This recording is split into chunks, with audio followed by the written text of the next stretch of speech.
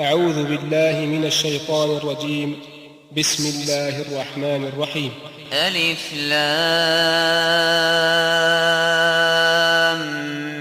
ميم را. تلك آيات الكتاب والذي أنزل إليك من ربك الحق ولكن أكثر الناس لا يؤمنون. الله الذي رفع السماوات بغير عمد ترونها ثم استوى على العرش وسخر الشمس والقمر كل يجري لأجل مسمى يدبر الأمر يفصل الآيات لعلكم بلقاء ربكم توقنون. وهو الذي مد الأرض وجعل فيها رواسي وأنهارا ومن كل الثمرات جعل فيها زوجين اثنين يغشي الليل النهار إن في ذلك لآيات لقوم يتفكرون. وفي الأرض قطع متجاورات وجنات من أعناب وزرع ونخيل صنوان وغير صنوان يسقى بماء واحد ونفضل بعضها على بعض في الأكل إن في ذلك لآيات لقوم يعقلون. وإن تعجب فعجب قولهم أإذا كنا ترابا أإنا لفي خلق جديد أولئك الذين كفروا بربهم وأولئك الأغلال في أعناقهم وأولئك أصحاب النار هم فيها خالدون. ويستعجلونك بالسيئة قبل الحسنة وقد خلت من قبلهم المثلات وإن ربك لذو مغفرة للناس على ظلمهم وإن ربك لشديد العقاب. ويقول الذين كفروا لولا أنزل عليه آية من ربه إنما أنت منذر ولكل قوم هاد الله يعلم ما تحمل كل أنثى وما تغيض الأرحام وما تزداد وكل شيء عنده بمقدار. عالم الغيب والشهادة الكبير المتعال سواء منكم من أسر القول ومن جهر به ومن هو مستخف بالليل وسارب بالنهار له معقبات من بين يديه ومن خلفه يحفظونه من أمر الله إن يغير ما بقوم حتى يغيروا ما بأنفسهم وإذا أراد الله بقوم سوءا فلا مرد له وما لهم من دونه من وال هو الذي يريكم البرق خوفا وطمعا وينشئ السحاب الثقال ويسبح الرعد بحمده والملائكة من خيفته ويرسل الصواعق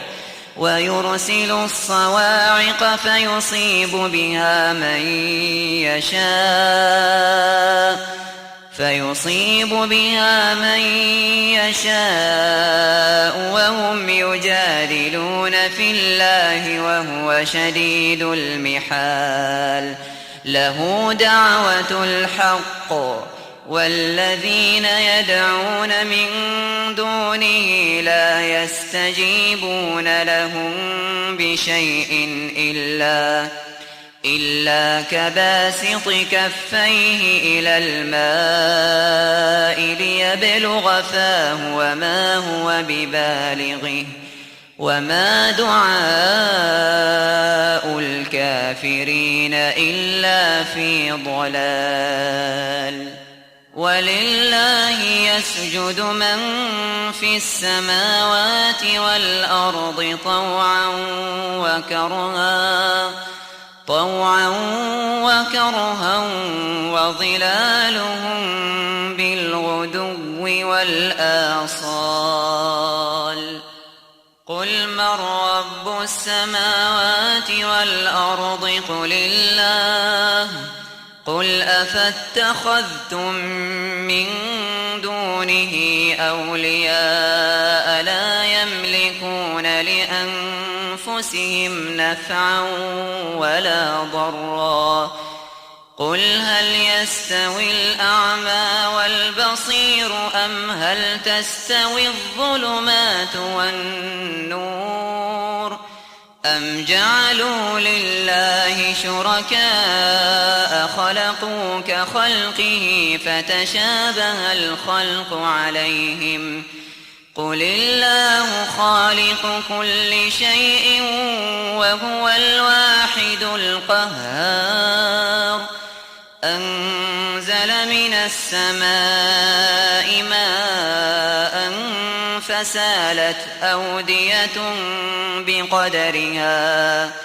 فسالت أودية بقدرها فاحتمل السيل زبدا رابيا ومما يوقدون عليه في النار ابتغاء حلية أو متاع زبد مثله كذلك يضرب الله الحق والباطل فأما الزبد فيذهب جفاء وأما ما ينفع الناس فيمكث في الأرض كذلك يضرب الله الأمثال للذين استجابوا لربهم الحسنى والذين لم يستجيبوا له لو أن لهم ما في الأرض جميعا ومثله معه لافتدوا به أولئك لهم سوء الحساب ومأواهم جهنم وبئس المهاد أفمن يعلم أنما أنزل إليك من ربك الحق كمن هو أعمى إنما يتذكر أولو الألباب الذين يوفون بعهد الله ولا ينقضون الميثاق والذين يصلون ما أمر الله به أن يوصل ويخشون ربهم ويخافون سوء الحساب والذين صبروا ابتغاء وجه ربهم وأقاموا الصلاة وأنفقوا مما رزقناهم سرا وعلانية ويدرؤون بالحسنة السيئة أولئك لهم عقبى الدار جنات عدن يدخلونها ومن صلح من آبائهم وأزواجهم وذرياتهم والملائكة يدخلون عليهم من كل باب سلام عليكم بما صبرتم فنعم عقبى الدار والذين ينقضون عهد الله من بعد ميثاقه ويقطعون ما أمر الله به أن يوصل ويفسدون في الأرض أولئك لهم اللعنة ولهم سوء الدار الله يبسط الرزق لمن يشاء ويقدر وفرحوا بالحياة الدنيا وما الحياة الدنيا في الآخرة إلا متاع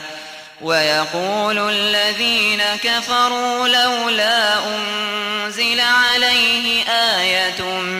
من ربه قل إن الله يضل من يشاء ويهدي إليه من أناب الذين آمنوا وتطمئن قلوبهم بذكر الله ألا بذكر الله تطمئن القلوب الذين آمنوا وعملوا الصالحات طوبى لهم وحسن مآب كذلك أرسلناك في أمة قد خلت من قبلها أمم لتتلو عليهم الذي أوحينا إليك وهم يكفرون بالرحمن قل هو ربي لا إله إلا هو عليه توكلت وإليه متاب ولو أن قرآنا سيرت به الجبال أو قطعت به الأرض أو كلم به الموتى بل لله الأمر جميعا أفلم ييأس الذين آمنوا أن لو يشاء الله لهدى الناس جميعا ولا يزال الذين كفروا تصيبهم بما صنعوا قارعة أو تحل قريبا من دارهم حتى يأتي وعد الله إن الله لا يخلف الميعاد ولقد استهزئ برسل من قبلك فأمليت للذين كفروا ثم أخذتهم فكيف كان عقاب أفمن هو قائم على كل نفس بما كسبت وجعلوا لله شركاء أم تنبئونه بما لا يعلم في الأرض أم بظاهر من القول بل زين للذين كفروا مكرهم وصدوا عن السبيل ومن يضلل الله فما له من هاد لهم عذاب في الحياة الدنيا ولعذاب الآخرة أشق وما لهم من الله من واق. مثل الجنة التي وعد المتقون تجري من تحتها الأنهار أكلها دائم وظلها تلك عقبى الذين اتقوا وعقبى الكافرين النار. والذين آتيناهم الكتاب يفرحون بما أنزل إليك ومن الأحزاب من ينكر بعضه قل إنما أمرت أن أعبد الله ولا أشرك به إليه أدعو وإليه مآب. وكذلك أنزلناه حكما عربيا ولئن اتبعت أهواءهم بعدما جاءك من العلم ما لك من الله من ولي ولا واق. ولقد أرسلنا رسلا من قبلك وجعلنا لهم أزواجا وذرية وما كان لرسول أن يأتي بآية إلا بإذن الله لكل أجل كتاب يمحو الله ما يشاء ويثبت وعنده أم الكتاب. وإما نرينك بعض الذي نعدهم أو نتوفينك فإنما عليك البلاغ وعلينا الحساب. أولم يروا أنا نأتي الأرض ننقصها من أطرافها والله يحكم لا معقب لحكمه وهو سريع الحساب. وقد مكر الذين من قبلهم فلله المكر جميعا يعلم ما تكسب كل نفس وسيعلم الكفار لمن عقبى الدار. ويقول الذين كفروا لست مرسلا قل كفى بالله شهيدا بيني وبينكم ومن عنده علم الكتاب. جزى الله فضيلة الشيخ خير الجزاء وجعل هذه القراءة في ميزان حسناته مع تحيات إخوانكم في دار البلاغ للإنتاج والتوزيع بجدة. هاتف رقم 6871247